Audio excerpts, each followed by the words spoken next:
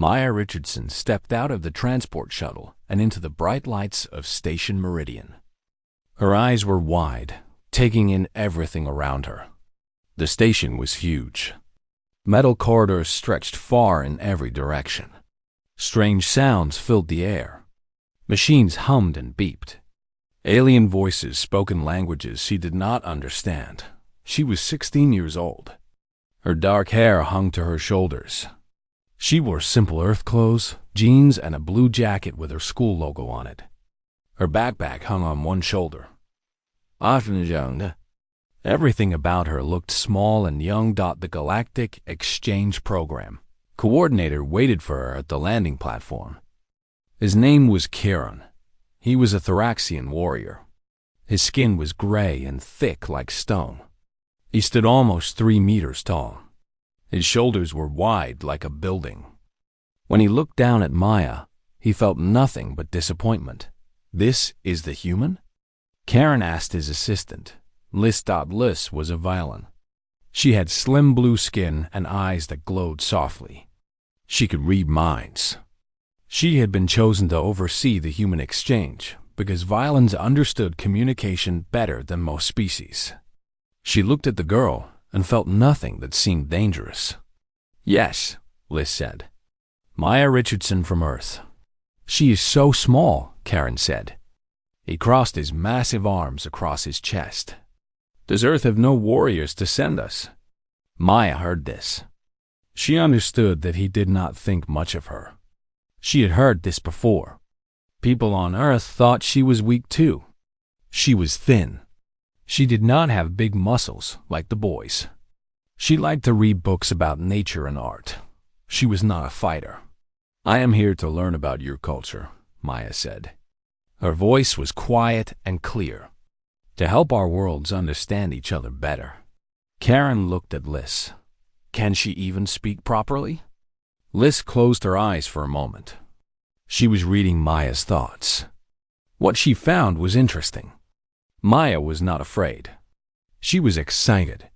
She was nervous, but not the way a warrior is nervous.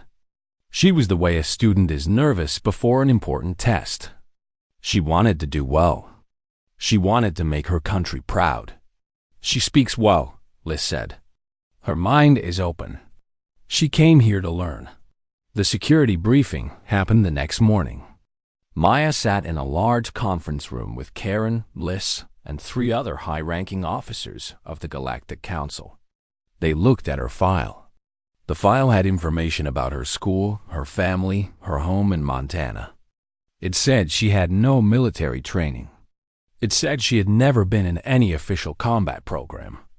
It said she was selected as part of a cultural exchange because she was smart and could speak.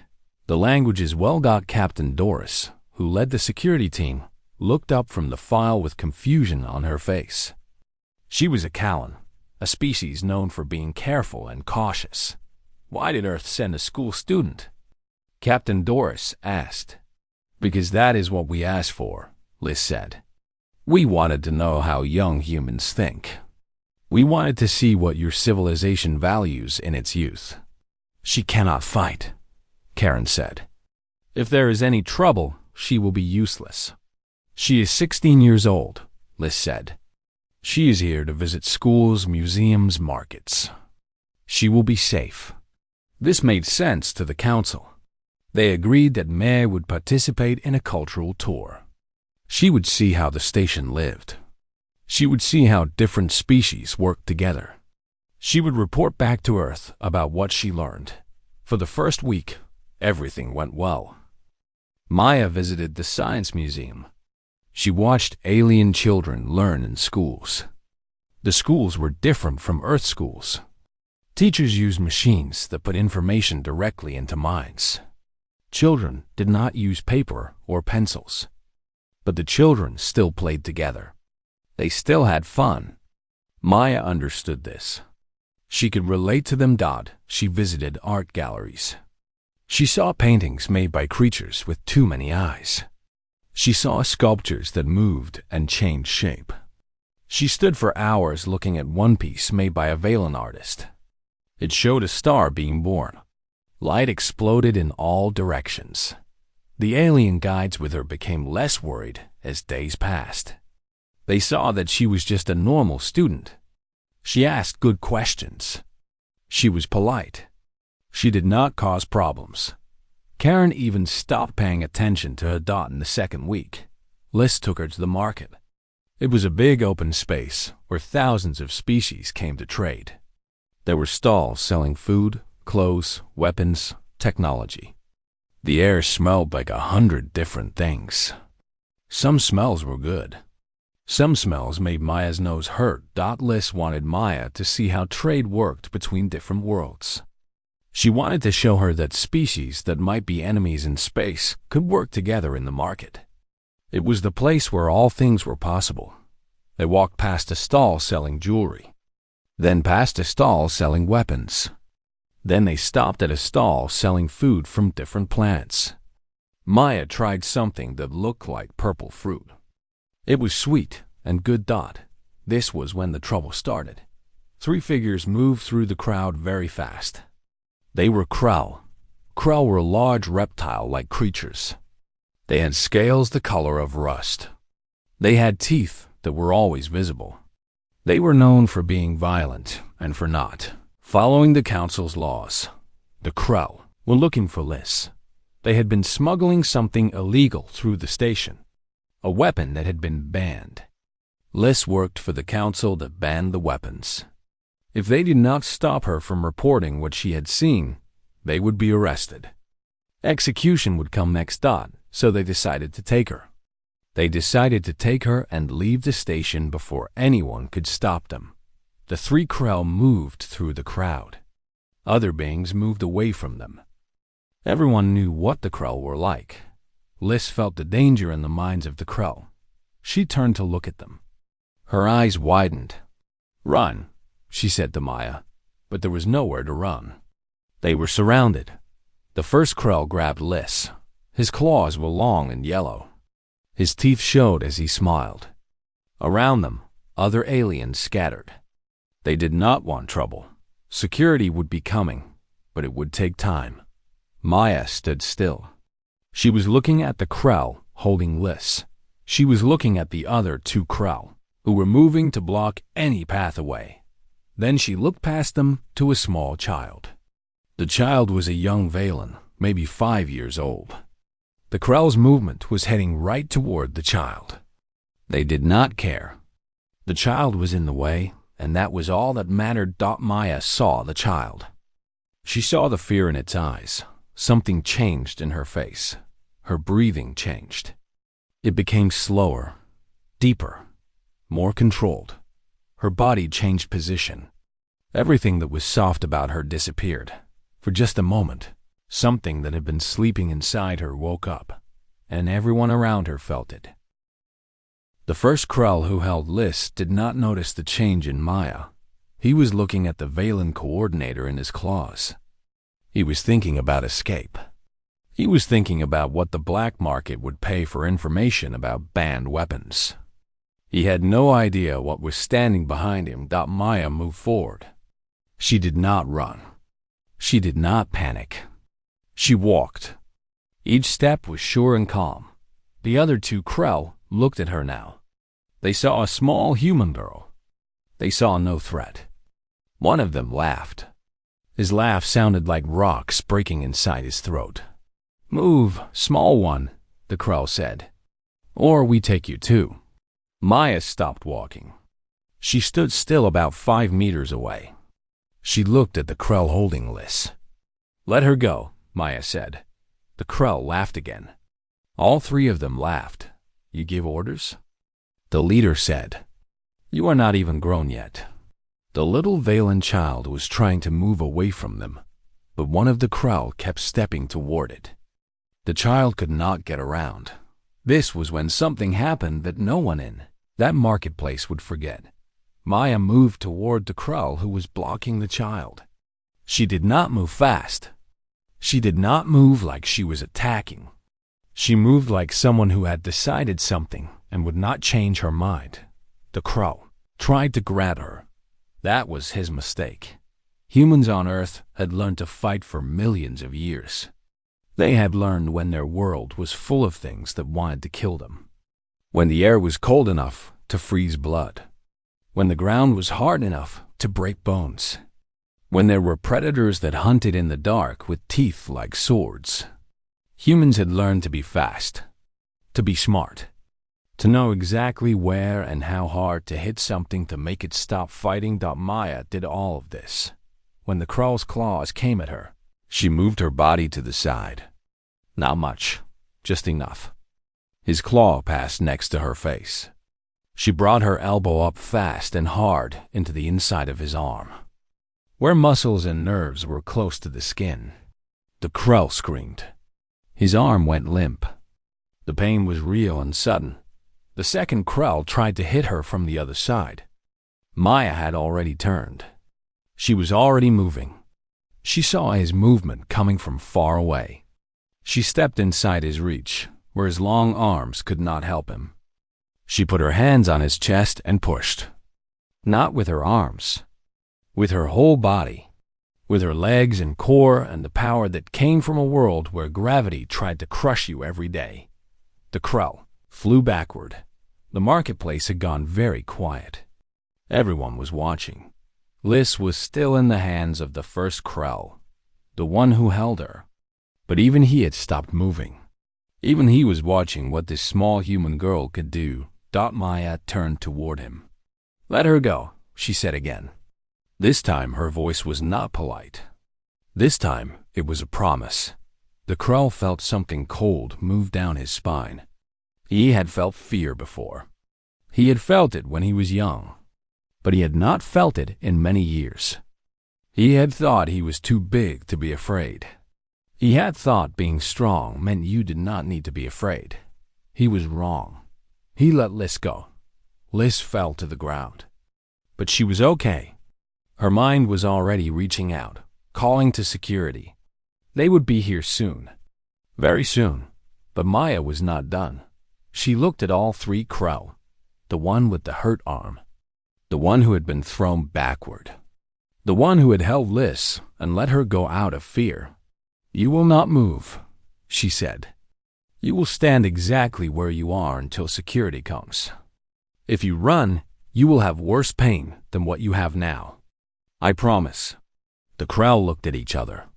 They were three strong warriors. Together they had killed enemies.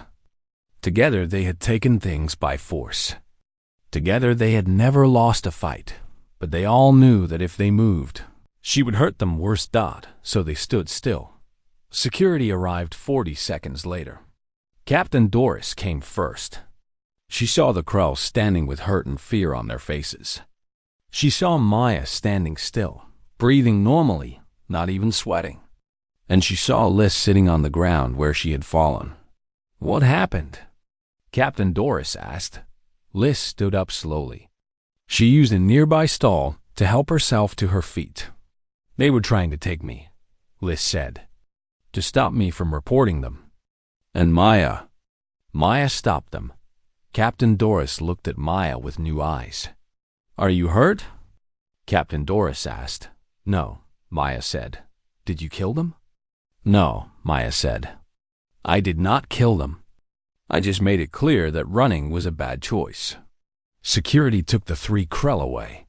They would be interrogated. The weapons they were smuggling would be found and destroyed. The council would give them a trial. They would be punished, but something had changed on Station Meridian.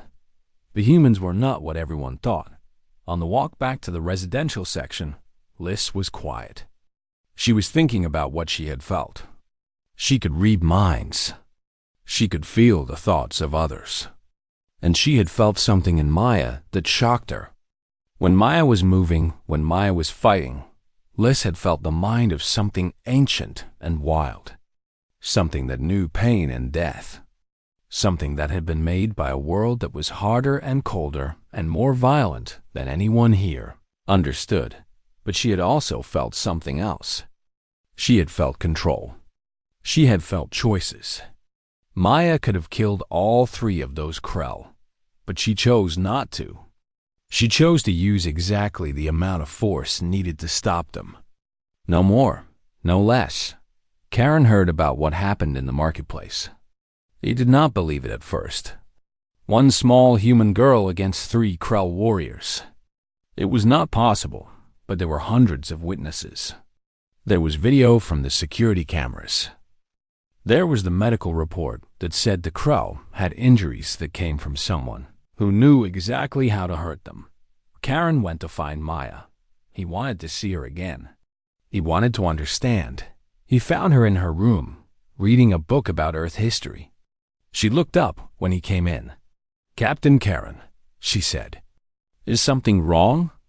"I want to know the truth," he said. "What are you?" Maya closed her book. She looked at this huge alien who had underestimated her so completely. "I'm just a human," she said. "From Earth." "That is not just anything," Karen said, and for the first time, Maya smiled at him. The medical bay was cold and white and very clean. Maya lay on a table while Dr. Venn examined her. Dr. Venn was a helix. His skin was colored like old bronze. He had 4 arms. 2 arms held instruments that checked her body. 2 arms held screens that showed information about her health. Captain Karen stood against the wall. He watched every movement Maya made. He wanted to understand her. "Her heart rate is normal," Dr. Venn said. "Her breathing is perfect." Whatever physical damage the Krell took, she did not overextend herself. She did not push her body to the limit. "What does that mean?" Karen asked. "It means," Dr. Venn said, "that she was not fighting at full strength. She was holding back." Karen felt something very cold move through him. Why would she do that? He asked. "Because she chose to," Dr. Venn said. "She hurt them enough to stop them. She did not hurt them more than that." Dr. Venn finished his examination. He gave Maya permission to leave. She sat up and pulled her clothes back on. She looked at Karen with calm eyes. "Can I ask why you wanted all this?" she said. "I want to know what you are," Karen said. "I told you," Maya said. "I am human." "That is not what humans are supposed to be," Karen said. They walked together through the station corridors. Liz was waiting for them in a small meeting room. She had been accessing files. Old files. Files about Earth that were written long before Maya was born. On the screen was a picture of Earth. "Your world," Liz said, "is not like other worlds." She brought up information, data, numbers. "Most habitable planets in the galaxy," Liz said, "have gravity at 0.9 to 1.1 times galactic standard. Earth has 1.2, 20% higher than normal. This means everything on your world is heavier. Everything must work harder just to move." She showed more data. Most planets have atmospheric oxygen levels between 15 and 20%. Earth is 21%. Higher oxygen means faster metabolism, faster reactions, faster everything. More information appeared. Most planets orbit within what we call the calm zone. Earth orbits in the hard zone. Your world shakes. Earthquakes happen regularly. Mountains collapse. Weather is violent. Storms form that can destroy continents. Hurricanes, tornadoes, tsunamis. Karen looked at all this data. He was beginning to understand. "And the predators," Liz said. "Your world is what you call apex predators. Animals that hunt other animals. Animals that are bigger and faster and stronger than anything else around them. Humans lived on a world with saber-toothed tigers, dire wolves, giant bears, cave lions, creatures that wanted to eat humans." She looked directly at Maya. "To survive on Earth," Liz said, "humans did not need to be the strongest. They needed to be the smartest. They needed to be able to work together. They needed to understand how other creatures moved, where their weak points were.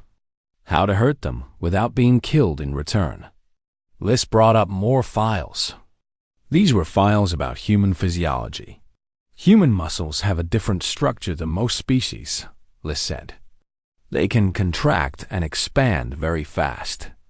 This is why you move quickly. Your joints are designed in a way that most species are not. This is why you can move in ways we cannot. Your bones are dense enough to not break under the higher gravity, but light enough to move fast. Your heart pumps blood twice as fast as most species. Your brain is always working, always processing. She showed scans of a human brain compared to other species. And you were made to hunt, Liz said. To kill, to survive. Everything about you is a weapon. Humans are apex predators on a Deathworld. Maya said nothing. She listened. But there's something else, Liz said. She showed more files. These are reports from human psychologists, human philosophers, human writers. Humans have something other species do not have much of. You have compassion. You have mercy. You have the ability to choose not to use your full power. Karen looked at Maya. In the marketplace, Karen said, you could have killed them. All three of them, easily. But you did not. They were not trying to kill me, Maya said. They were trying to take Liz. I made them stop. That was enough. You protected the child, Liz said. A child of a different species. You had no reason to do that. Yes, I did, Maya said. The child did not do anything. The child was just in the way. You do not hurt innocent people. That is not what strength is. Karen moved to the window. He looked out at the station. Thousands of species lived here. Thousands of beings with different bodies and different minds. But none of them were like humans. None of them had been made by a world that wanted to kill them every single day. This is why the council did not know what you were, Karen said. This is why they thought you were safe to send here. No, Liz said. They knew. I read the files. Earth officials sent Maya because they knew what humans are. And they knew that humans who choose mercy are more dangerous than humans who choose violence. They sent a hunter to show us something important. What? Karen asked. That the most dangerous predator is the one that chooses not to kill, Liz said. A predator with mercy. A predator with control. A predator that fights to protect the weak instead of to gain power. Maya stood up. I did not ask for any of this, she said. I just asked them to let the coordinator go. That is all. You did more than that, Dr. Venn said. He had been listening the whole time. You showed us that humans are not the weak species we thought. You showed us that small does not mean helpless. You showed us that intelligence with strength is more powerful than strength alone. Outside the medical bay, other species who worked on the station had heard the news. A human girl had fought 3 Krell warriors and won. A human girl had been tested by their doctors and shown to be something no one had expected by evening. Half the station was talking about it by the next morning. The Galactic Council had called an emergency meeting, and everything would change. The council chamber was a massive room. A dome roof made of transparent material showed the stars above. 15 council members sat in a circle. Each one came from a different species. Each one had power. Each one had voted on laws that affected millions of beings. At the center of the circle was a single chair. Maya sat in that chair. The council members looked down at her from their high seats. She looked up at them. The question before us, said Councilor Mex, a Tholian with 4 eyes, is simple. Are humans a threat to galactic peace? Yes, said Councilor Kern immediately. Kern was from the Tal species. The Tal were warriors. They respected strength, but they feared it when it was unexpected. This girl incapacitated 3 Krell. She did it without training. She did it without authorization. This is the action of a wild predator, not a civilized species. I agree, said another voice. This was Counselor Vess from the Parth. If one untrained human girl can do this, what can a trained military do? What can an army do? Earth should be confined to its homeworld, for the safety of the galaxy. Liz stood. She had a right to speak. She had been there. You are wrong, Liz said. You are wrong about what you saw. You are wrong about what it means. How are we wrong? Counselor Mex asked. The facts are clear. The girl attacked 3 warriors. She defended a child, Liz said. That is not an attack. That is protection. Humans are not conquerors. They are not creatures that hunt for power. They are creatures that protect. They are predators, Kern said. Predators cannot be trusted. Captain Karen stood now. When Karen stood, other beings noticed. Karen was famous. Karen had fought in wars. Karen had led battles. Karen had earned respect through decades of service. I was wrong about humans, Karen said. His voice was very loud. His voice filled the whole chamber. I underestimated them. I thought size meant nothing because I am large and strong. But I was blind. I did not understand what I was looking at. He looked directly at the council. Humans are predators, Karen said. This is true. But they are not the predators we fear. They are something better. They are something the galaxy forgot about. Explain, Mex said. A predator that lives for killing is simple, Karen said. You hit it hard enough, you kill it. The problem is solved. But a predator that chooses not to kill. A predator that has the power to destroy and chooses instead to protect. That is a predator you cannot fight. Because if you fight it, you lose.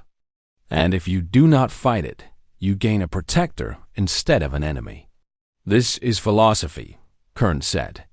Not fact. We should put humans in cages. Study them.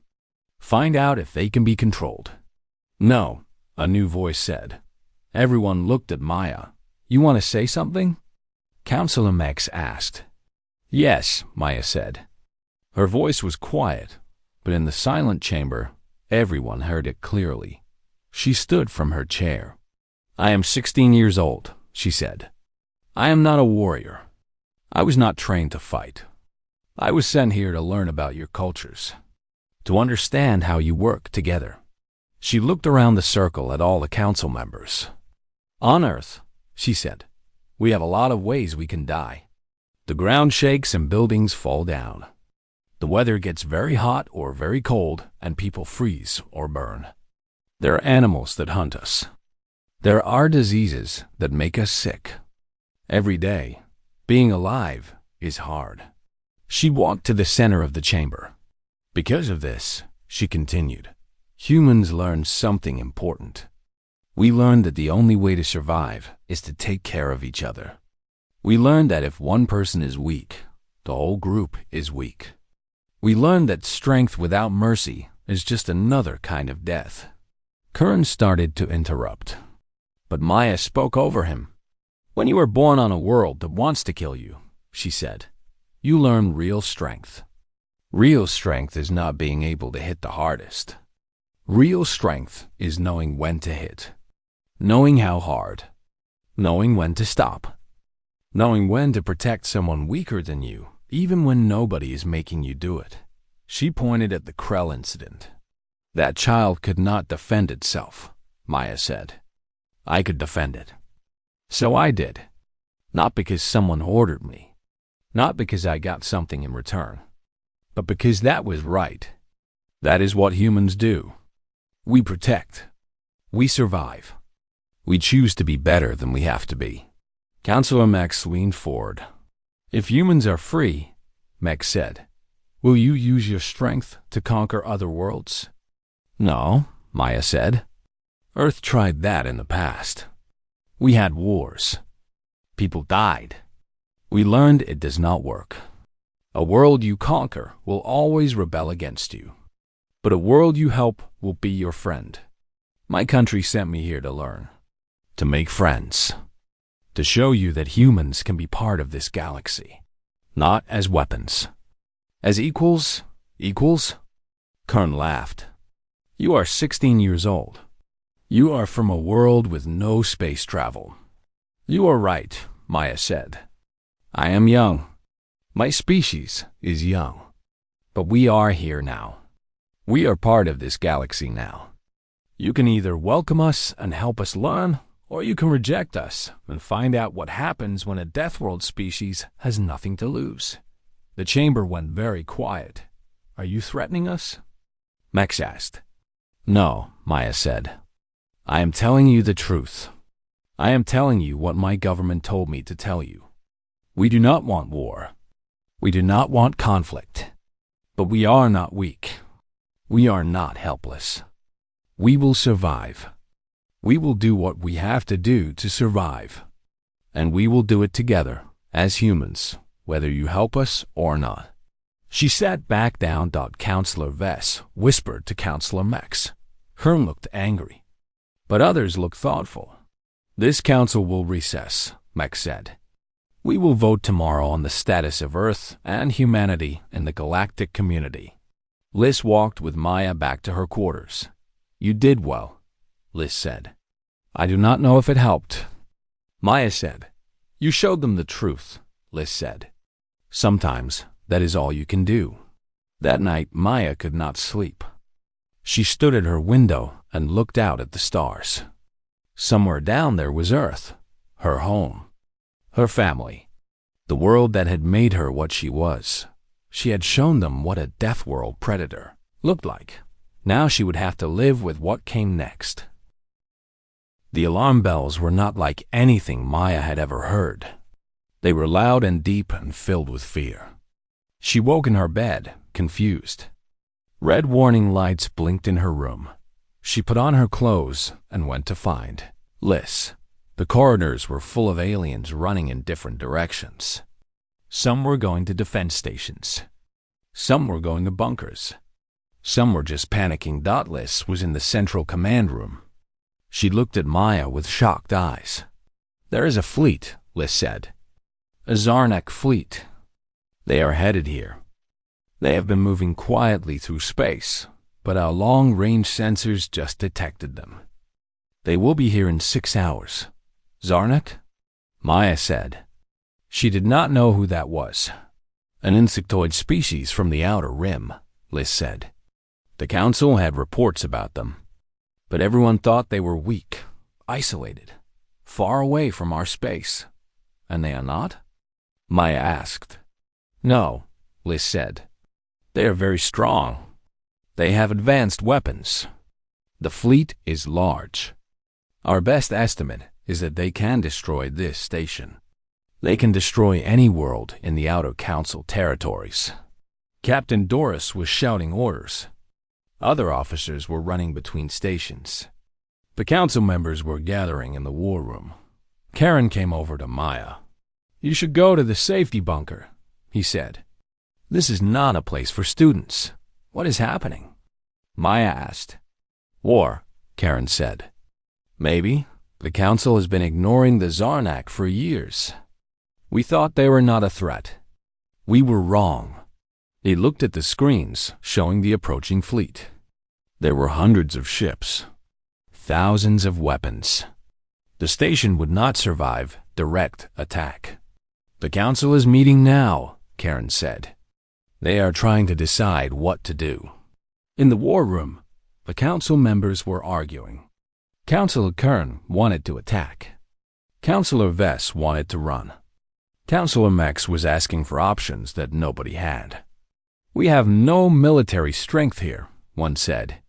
Our weapons are for security, not war, another said. We should evacuate, a third said.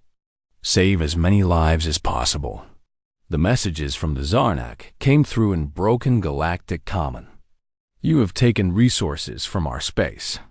You have ignored our warnings. You have treated us as beneath you. Now you will pay. Liz was reading their thoughts. She could feel the anger, the rage, the desire for revenge. They've been planning this for years, she said. They have been building strength in secret. The council looked at each other. We have three options, Max said. We run, we surrender, or we fight. With what? Kern demanded.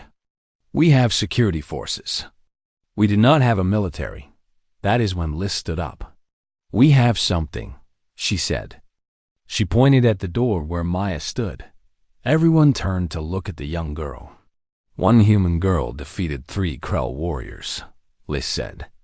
Humans come from a death world. Humans are apex predators. Humans have learned to fight in the worst conditions possible. If we cannot win with weapons, we can win with strategy. We can win with intelligence. We can win with humans. There is one human, Kern said. Not an army. But there could be, Karen said. He was standing now. He was looking at Maya. Earth can send more. If we ask, if we tell them what is happening, if we tell them that humans are needed, they will send warriors, humans, the only species that has lived every single day on a world that was trying to kill them. Counselor Mex called Maya forward. Would your people come? Mex asked. If we ask them for help? I do not know, Maya said. She was telling the truth. But I think they would. My country sent me because they wanted peace. But if you were going to be destroyed, and we could help, I think they would send people to help. How can we ask them? Another council member said, a message will take days to reach Earth. The Zarnak will be here in hours. Maya stepped forward. I can give you a message, she said. My handlers on Earth taught me a code, a way to communicate that is faster than normal. It is for emergencies. And this is an emergency. Liz helped her.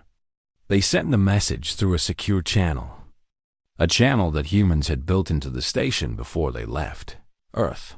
The response came back in minutes. Earth was already sending help.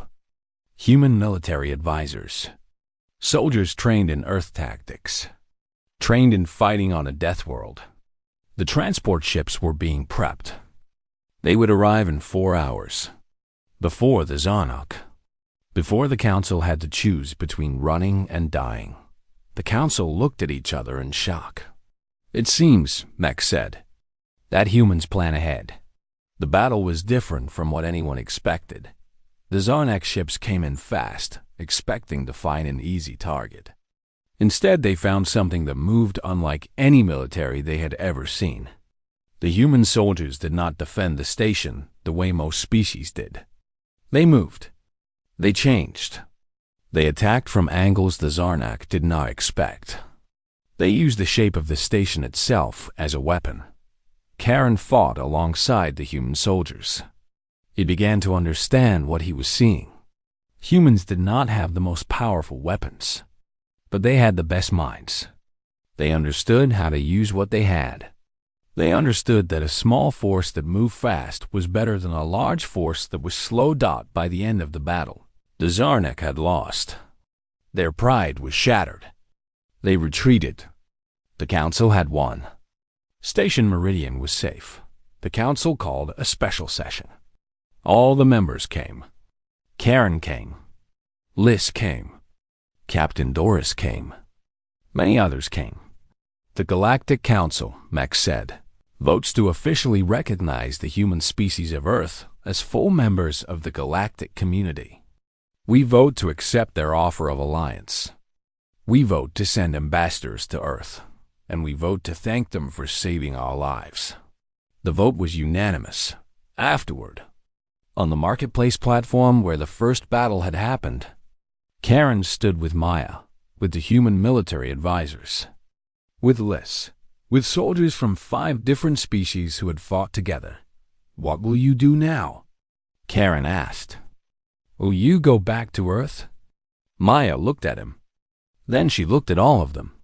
I have been offered a choice, she said.